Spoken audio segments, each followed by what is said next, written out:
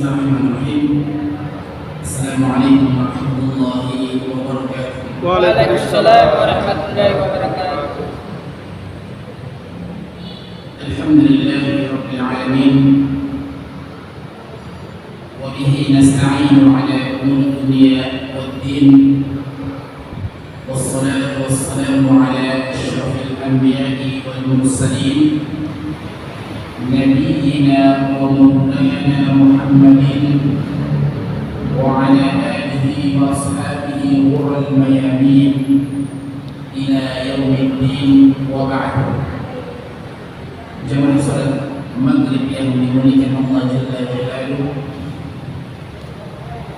kita memuji dan memuji Allah Tabaraka wa Ta'ala dengan limpahan karunia serta nikmatnya kita dimudahkan untuk melangkahkan kaki-kaki kita ke rumah di antara rumah-rumah Allah Jalla wa Ala untuk menunaikan salah satu kewajiban kita, yaitu sholat maghrib secara berjamaah.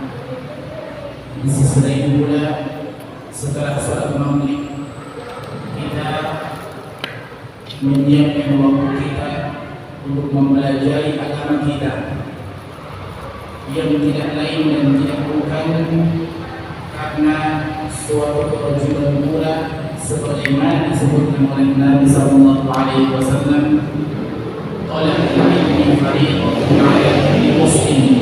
Mempelajari ilmu adalah suatu kewajiban bagi setiap muslim. Maka dengannya kita bersyukur, kita duduk di majelis tersebut, dan hal tersebut karena taufik dari Allah Jalla wa Ala. Duduknya kita di majelis ilmu jemaah yang dimuliakan Allah itu adalah karunia dan hadiah dari Allah, karena hanya orang-orang pilihan yang Allah pilihkan untuk diajarkan ilmu agama. Nabi sallallahu alaihi wasallam bersabda, "Man yuridillahu bihi khairan yufaqihuhu fid-din." Siapa yang Allah inginkan kebaikan kepadanya, maka Allah pilih, Allah jadikan dia paham dalam urusan agama ini. Maka ketika kita duduk untuk berusaha mempelajari dan memahami agama kita, itu sudah sinyal dari Allah kalau kita di antara hamba yang Allah pilih, kita di antara hamba yang Allah inginkan. Maka jangan pernah padamkan cahaya tersebut, jangan pernah padamkan cahaya tersebut dengan rasa malas, jangan pernah padamkan cahaya tersebut dengan sifat takabur, dan jangan pernah padamkan cahaya tersebut dengan maksiat. Imam Malik bin Anas ketika melihat Imam Syafi'i dengan penuh semangat, walaupun Imam Syafi'i kala itu masih kecil, dan Imam Malik mengangkat beliau menjadi muridnya, dan di antara nasihat Imam Malik kepada Imam Syafi'i, beliau mengatakan, "Ya bunai, wahai anakku, sesungguhnya saya melihat cahaya yang Allah berikan kepadamu, maka jangan pernah padamkan cahaya tersebut dengan maksiat." Dan Imam Syafi'i mengamalkan apa yang diwasiatkan oleh Imam Malik. Singkat cerita, suatu hari ketika Imam Syafi'i merasa ada yang bergaul dengan hafalannya, merasa ada yang buyar dengan kekuatan hafalannya, bercampur aduk hafalannya dan terbalik-balik hafalannya, maka beliau mengadukan hal tersebut kepada gurunya, "Wahai pencerah," karena di kala itu Imam Malik sudah tidak ada. Maka beliau mengatakan, "Syakartu ila waqini an sufi hifdi farshadani ila tarkil ma'asi fa inna ilma nurun wa nurullahi la yuhda lil 'asi." Saya mengadu kepada waqi pencerah tentang lemah dan buruknya hafalanku, dan ternyata nasihat para ulama kita jemaah sekalian, antara cara untuk menguatkan hafalan serta ilmu yang kita pelajari adalah meninggalkan maksiat. Tadi ketika Imam Malik menasihatkan kepada Imam Syafi'i agar tidak memadamkan cahaya tersebut dengan maksiat, ternyata Ibnu Jabbar juga begitu nasihatnya. Beliau mengatakan fa inna ilma nurun. Ibnu Jabbar mengatakan karena ilmu itu adalah cahaya. Wa nurullahi la yudali ma'asi. Dan cahaya Allah tidak akan pernah bercampur dengan dalam diri terhadap hati yang bukan bermaksiat. Maka ketika kita duduk jemaah sekalian di majelis-majelis ilmu, maka ini adalah pilihan dari Allah, maka patut kita syukuri dan kita berbahagia dengannya. Kemudian ketika kita duduk di majelis tersebut, maka Allah mengangkat derajat kita dan Allah meninggikan derajat kita melebihi derajat orang-orang yang hanya sekedar beriman saja. Allah Subhanahu wa ta'ala berfirman, yarfa'illahu alladhina amanu minkum. Allah mengangkat derajat orang-orang yang beriman di antara kalian. Jikalau kita beriman, maka iman kita telah diangkat oleh Allah. Walladzina utul ilma darajat. Dan orang yang berilmu, maka beberapa derajat di atas orang-orang yang beriman. Dan Abdullah bin Abbas ketika mengomentari ayat ini, beliau mengatakan lil ulama darajat fawqal mu'min.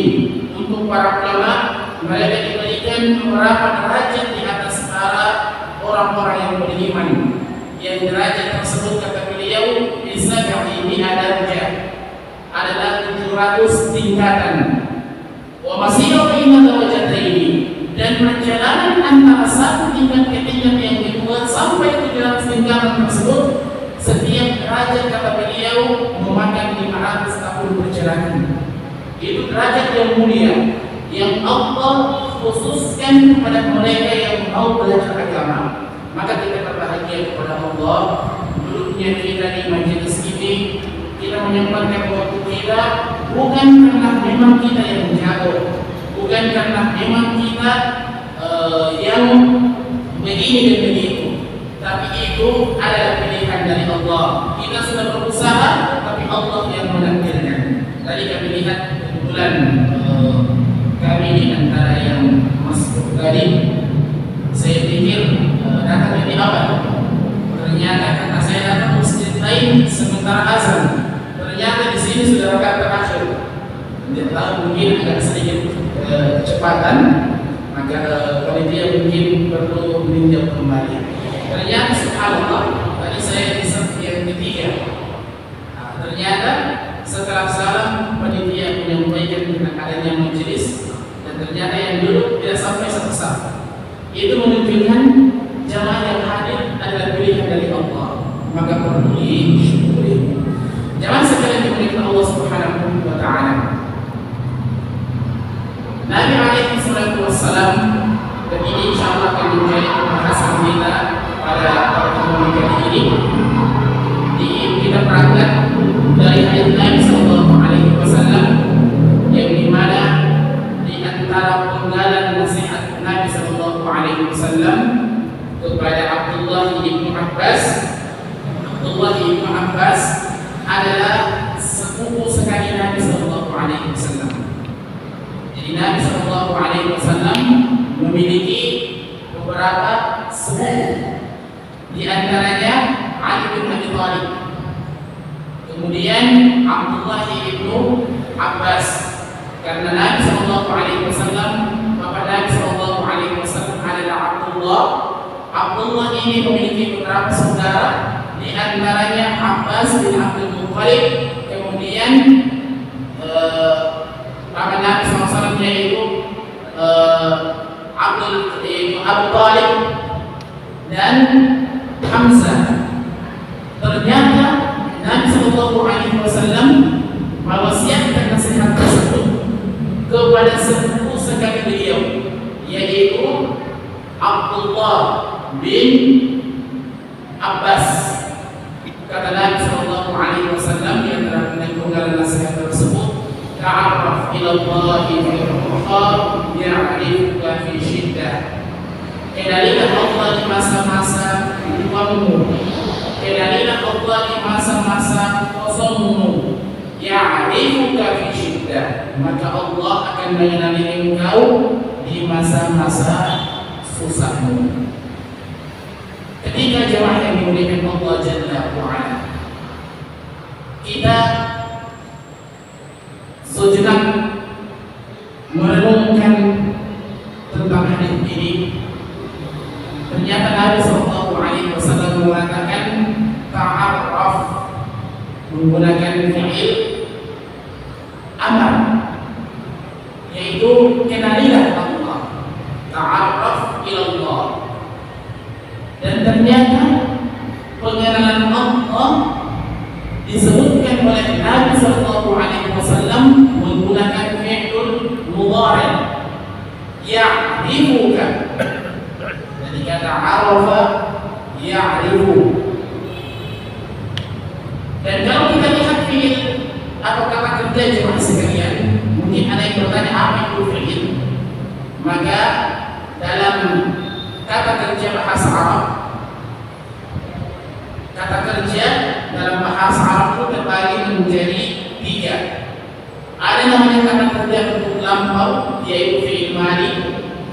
Ada namanya kata kerja bentuk sekarang atau sebentar langsung, itu namanya fi'il mudhari'.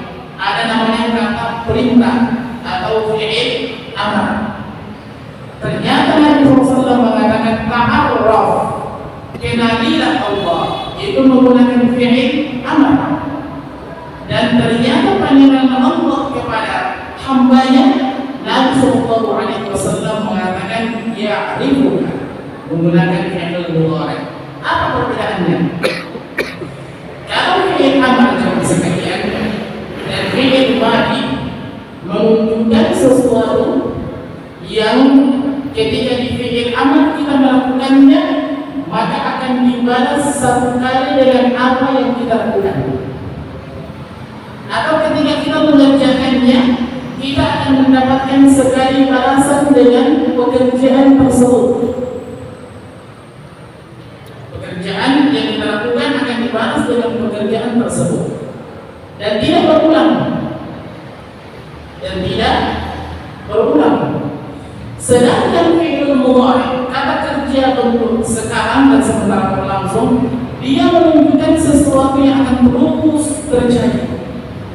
Hari ini kita kerja, tapi balasannya jalan terus.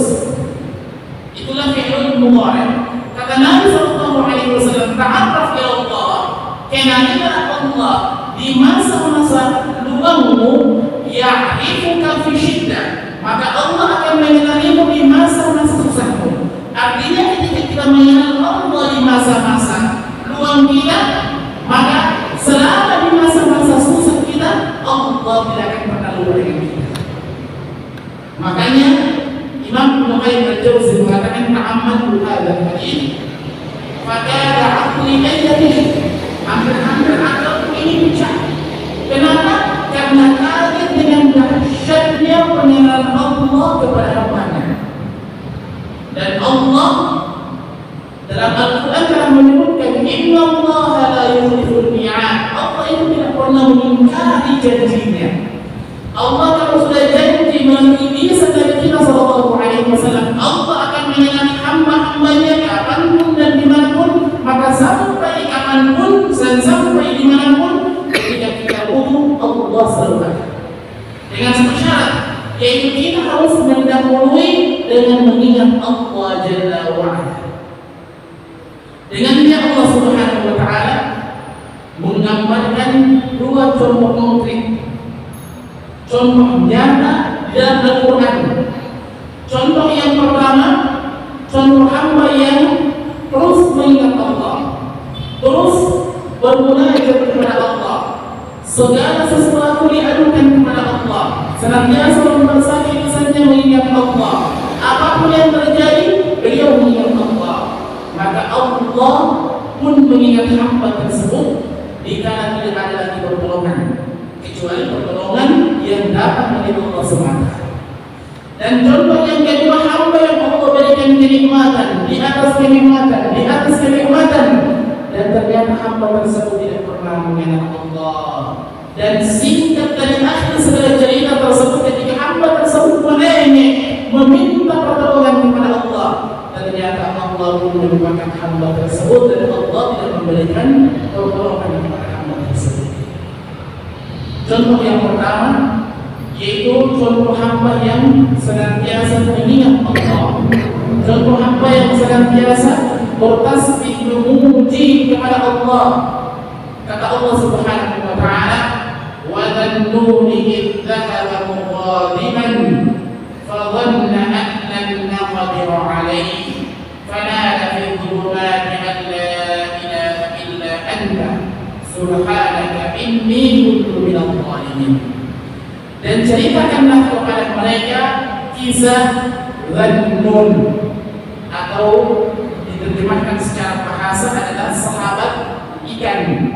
Dialah Nabiullah Yunus alaihissalam.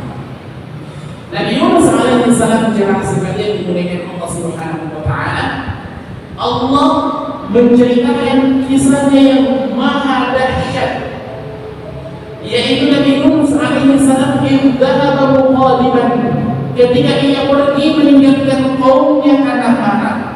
Yunus alaihissalam diperintahkan untuk berdakwah di tengah-tengah kaumnya, diperintahkan untuk mengajak kaumnya menyembah kepada Allah semata, tidak menyembah selain kepada Allah, tidak menjadikan patung, tidak menjadikan pemohonan, tidak menjadikan sesuatu menjadi sembahan selain hanya kepada Allah semata menyembah. Yunus alaihissalam ketika berdakwah kepada kaumnya tidak mengindahkan perkataan tersebut. Akhirnya beliau pergi ke Tamara, meninggalkan kaumnya karena marah. Maka kata Allah Subhanahu wa taala, fa dhanna an lan naqdir alaihi, dan dia mengira kami tidak akan melakukan sesuatu kepadanya, kami tidak akan menyulitkannya. Maka singkat cerita, jemaah dimuliakan Allah, Allah menceritakan Yunus alaihissalam yang mengeluh dan meminta pertolongan kepada Allah di tengah kegelapan. Dalam ayat ini Allah Subhanahu wa taala berfirman, "Fadala fil dhulumat," dan ia memohon kepada kami di tengah kegelapan. Abdullah bin Mas'ud ketika menafsirkan ayat ini, beliau mengatakan fadala fil dhulumat, maka ia mengeluh di tengah kegelapan. Al-dhulumat dalam ayat ini menunjukkan sesuatu yang jamak atau lebih dari 3. Karena mufradnya adalah zulmun atau dhalamun. Bisa zulmun, dhalamun, kegelapan, dan bisa juga diartikan sebagai kezaliman. Jadi dhalamun adalah mufrad dari dhulumat. Kata Abdullah bin Mas'ud, fanada fil dhulumat, ia menyeru di tengah kegelapan, menunjukkan ada kegelapan yang dilapisi kegelapan, yang dilapisi kegelapan 3 kali lipat. Dan kegelapan ini, jemaah sekalian, tidak pernah didapatkan oleh siapapun itu kecuali Yunus alaihissalam. Kegelapan yang pertama adalah kegelapan malam. Kegelapan yang kedua adalah kegelapan lautan, dan kegelapan yang ketiga adalah kegelapan ikan. Mungkin kegelapan malam kita setiap hari merasakannya. Kegelapan lautan mungkin orang yang berenang untuk mencari ikan misalnya di laut dan dasar yang paling bawah, pasti dia butuh senter. Pasti dia butuh senter laut. Mungkin orang lain bisa dapat. Tapi kalau kita timbul ikan, saya yakin tidak ada di antara kita yang pernah tinggal 1 hari di ikan. Atau mungkin ada yang pernah tinggal di ikan. Tidak ada, kecuali Yunus alaihissalam, Nabi Allah Yunus alaihissalam. Maka tidak heran ketika Allah mengatakan fadala fil dhulumat, dan dia meminta memohon kepada kami di tengah kegelapan. La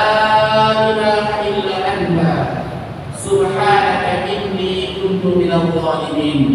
Tiada sembahan yang berhak disembah kecuali Engkau ya Allah. Maha suci Engkau, sungguh saya termasuk hamba yang zalim.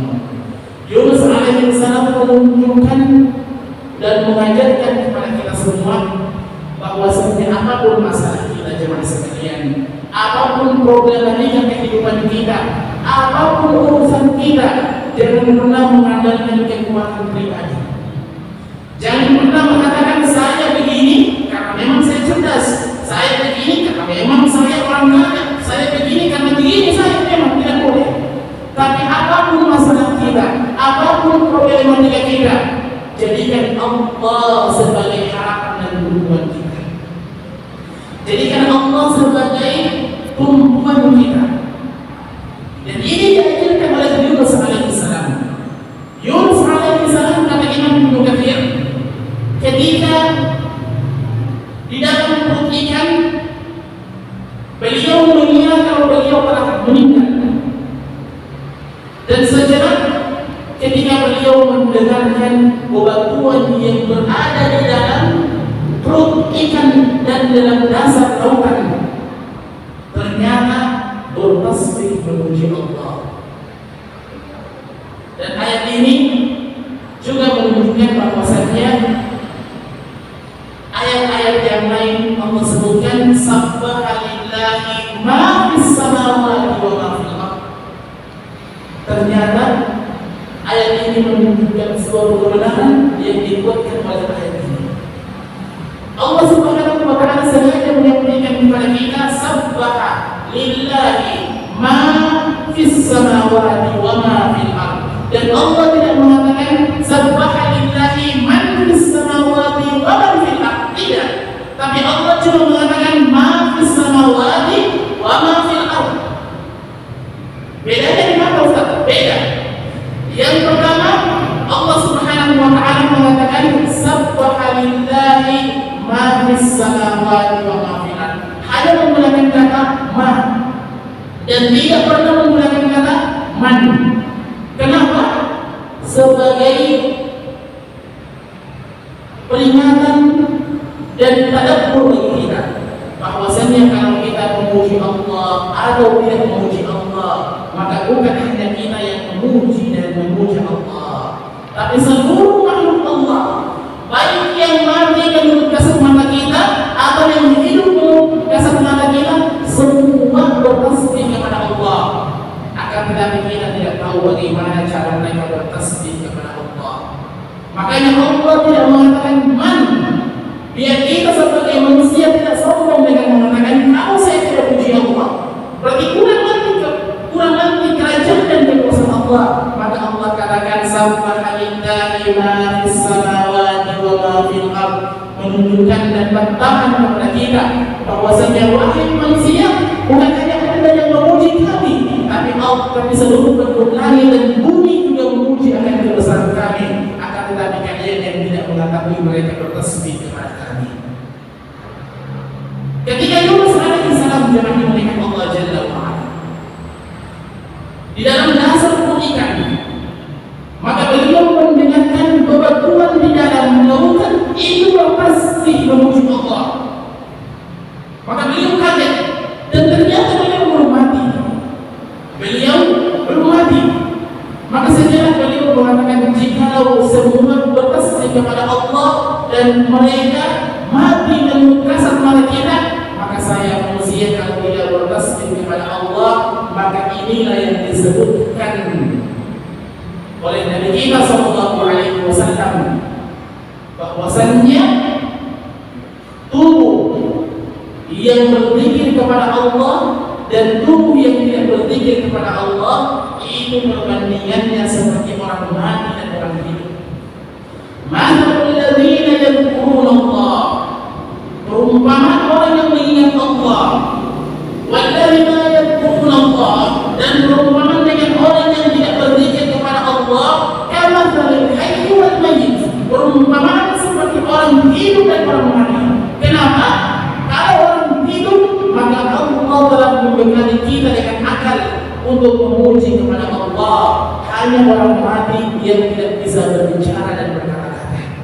Jadi kalau ada manusia yang pernah berzikir kepada Allah, na'udzubillah min dzalik. Na'udzubillah min dzalik. Maka seyogianya seorang mukmin itu senantiasa memuji Allah kapanpun dan dimanapun. Lihat Yunus alaihi salam, ketika beliau terbangun, beliau langsung mengatakan la ilaha illa anta subhanaka inni kuntu minadh dhalimin. Tiada sembahan yang berhak disembah kecuali Engkau ya Allah, Maha suci Engkau, sungguh saya termasuk hamba yang zalim. Ketika Yunus alaihi salam berkata dengan perkataan ini, maka para malaikat dari Arsy mengatakan, ya Rabb, wahai Tuhan kami, sautun ma'ruf, suara yang kami kenal, suara Yunus alaihi salam, min makanin ghairu ma'ruf, tapi dari tempat yang kami tidak ketahui di mana asal suara ini berada. Dan ini juga menjadi pelajaran penting bagi kita jemaah yang dimuliakan Allah, bahwasannya para malaikat itu tidak tahu yang gaib. Para malaikat itu tidak tahu yang gaib. Bahkan malaikat maut sekalipun tidak tahu kalau kita ini meninggal di mana, jam berapa, detiknya berapa, dia tidak tahu.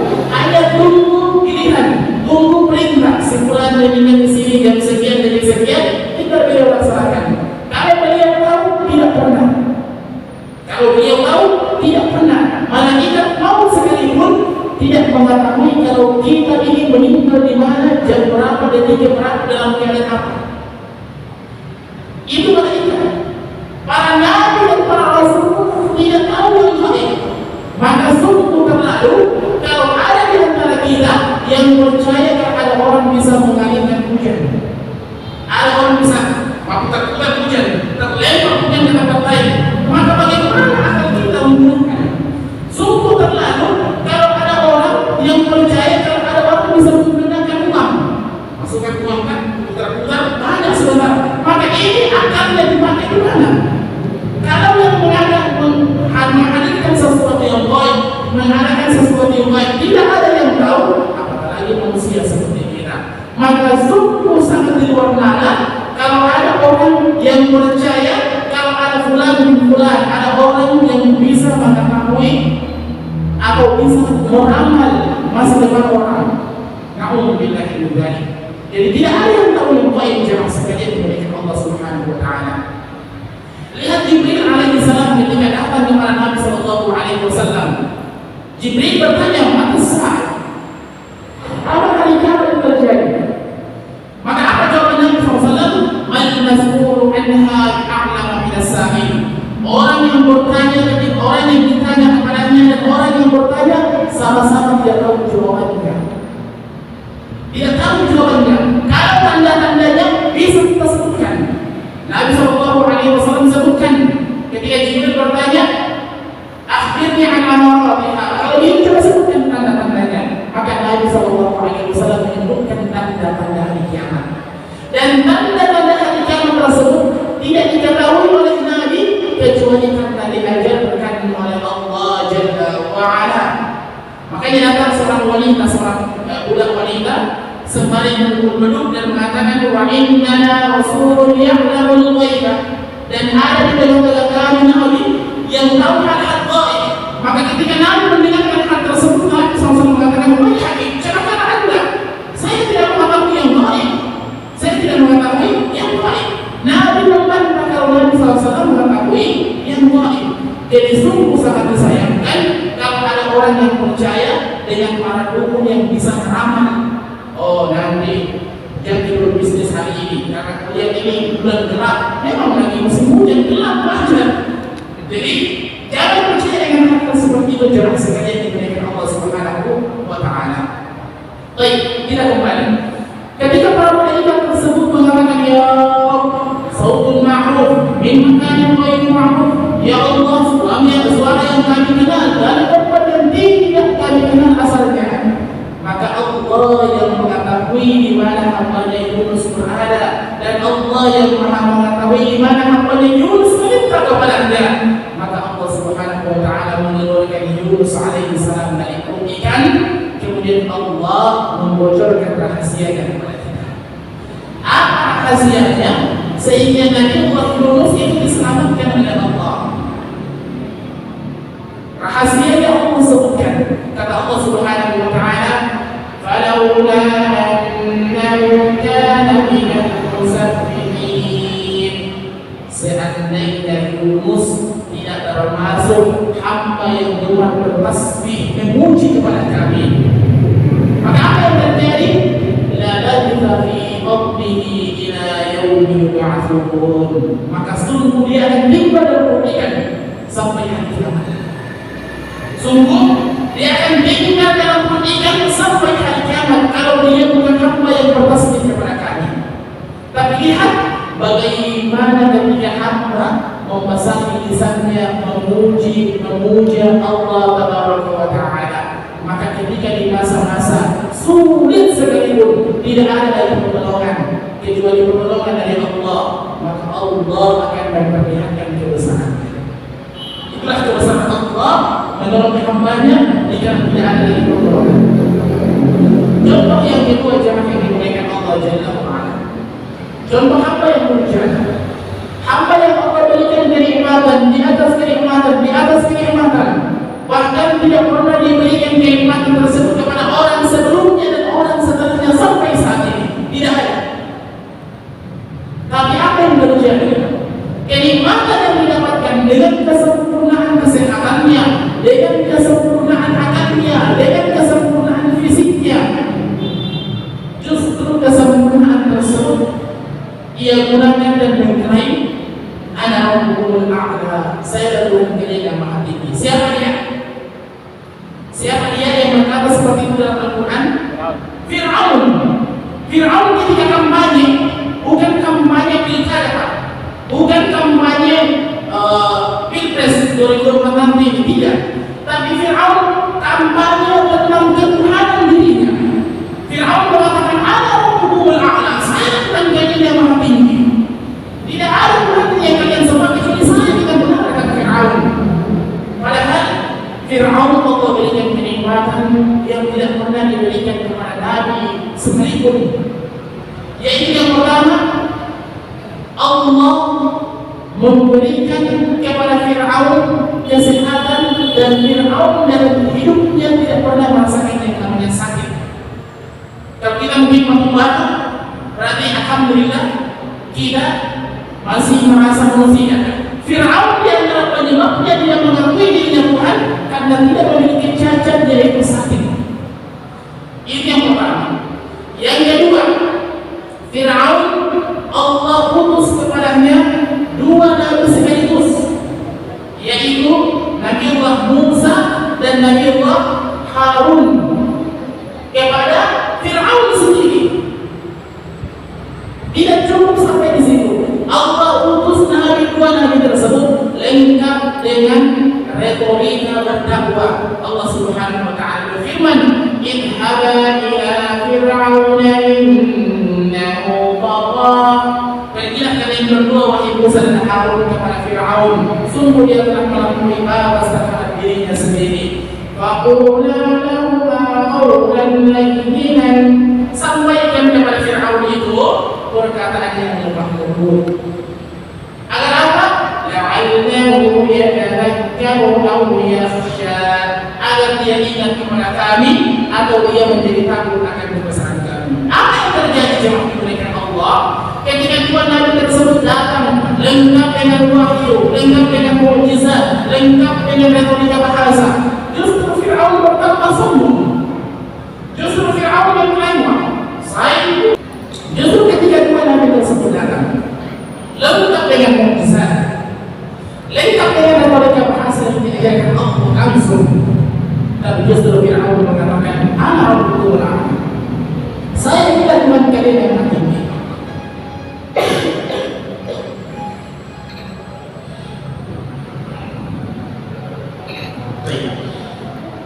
Maka lihat ketika Allah telah murka.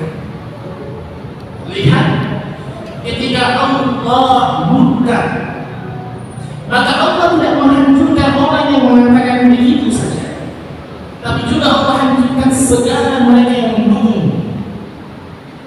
Allah menghancurkan segala mereka perkataan tersebut dan melaksanakan perkataan tersebut.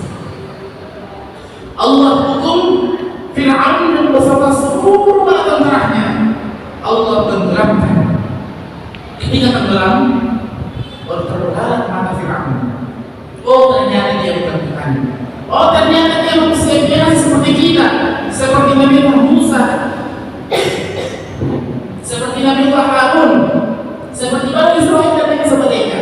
Manusia biasa. Maka ketika Fir'aun tenggelam, baru Fir'aun sadar akan hal tersebut. Saya mengatakan amantu, saya beriman annahu la ilaha illa alladhi amanat banu Israil, bahwasanya tiada sembahan yang berhak disembah kecuali sembahan yang disembah oleh Bani Israil, oleh bangsa Israel. Wa ana minal muslimin, dan saya termasuk orang yang berserah diri. Apa yang terjadi jangan dimuliakan Allah?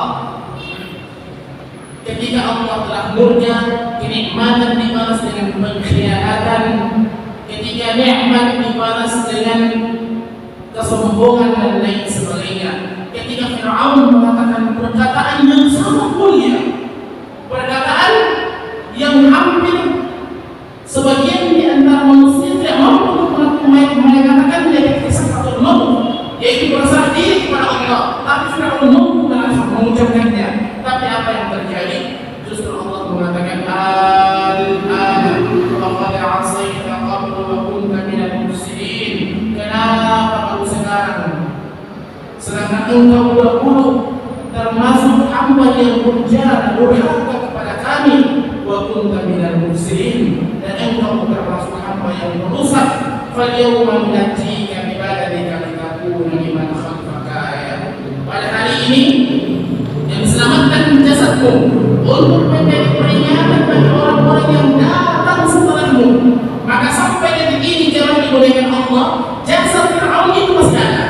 Yang mau pergi silaturahim silahkan di museum Mesir, masih ada sampai saat ini. Lihat, Allah ingin abadikan untuk apa? Litakuna liman khalfaka ayat, untuk menjadi pelajaran bagi orang-orang yang datang setelah engkau wahai Fir'aun. Jadi mereka yang datang setelah Fir'aun yang masih mengklaim dia adalah Tuhan, dia adalah Allah, maka seluruh mungkin dia perlu melihat Fir'aun jadikan pelajaran dalam hidupnya, bahwasanya ini sebab akibat di antara orang yang mengaku dirinya sebagai Allah, orang yang mengklaim bahwasanya dia sembahan yang berhak disembah selain Allah. Maka inilah balasannya, inilah balasannya. Maka ketika Allah Subhanahu wa ta'ala menenggelamkan Fir'aun beserta seluruh bala tentaranya menjadi pelajaran penting bagi kita ya ayuhan nas, maka kenapa sudah bagaimana Allah Subhanahu wa ta'ala menggambarkan dua permisalan mulia dan permisalan agung kepada kita tentang bagaimana pentingnya mengingat Allah dan kenikmatan setelah itu, dan bagaimana buruknya mereka yang lupa mengingat Allah dan balasan yang buruk ketika mereka membutuhkan ternyata Allah tidak mau membantu mereka. Maka semoga Allah Subhanahu wa ta'ala menjadikan kita semua di antara hamba-hamba Allah yang gemar berzikir kepada Allah, baik dalam keadaan luang maupun keadaan padat, baik dalam keadaan susah maupun dalam keadaan senang. Dan semoga Allah Subhanahu wa ta'ala menjadikan kita di antara para orang yang senantiasa berzikir kepada Allah, baik dalam keadaan berdiri maupun duduk, baik dalam keadaan berjalan maupun dalam keadaan berbaring. Dan semoga Allah Subhanahu wa ta'ala memudahkan lisan-lisan kita untuk mengucapkan la ilaha illallah di akhir dari kehidupan kita. Barakallahu fiikum, sallallahu ala nabiyyina Muhammadin wa ala alihi wa sahbihi ajma'in. Assalamualaikum warahmatullahi wabarakatuh.